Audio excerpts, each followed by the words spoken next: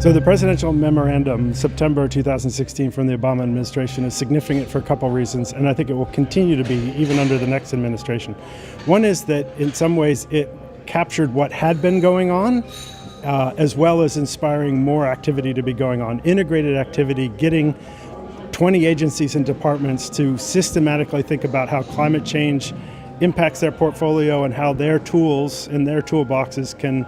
proactively address climate and security issues for the United States. So while some of those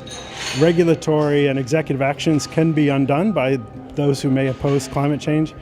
you still can't unlearn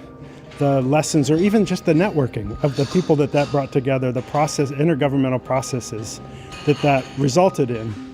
And so while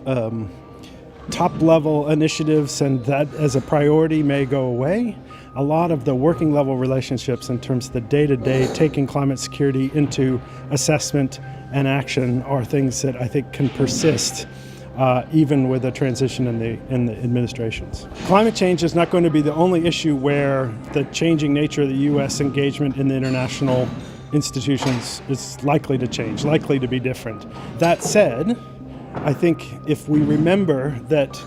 at least in the United States, the federal government has not always been the leader on environmental issues and in fact is often a follower, sometimes a follower that can facilitate and support and subsidize action,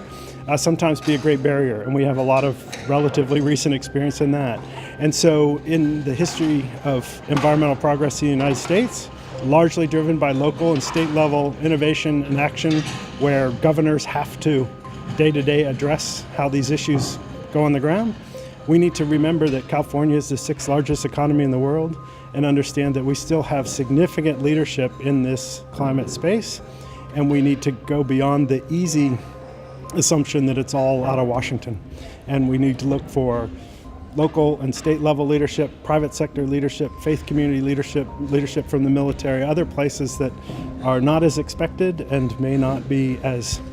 targeted to the traditional diplomatic who's in the chair from the State Department, and understand that we can still make progress and must make progress at these other levels as well.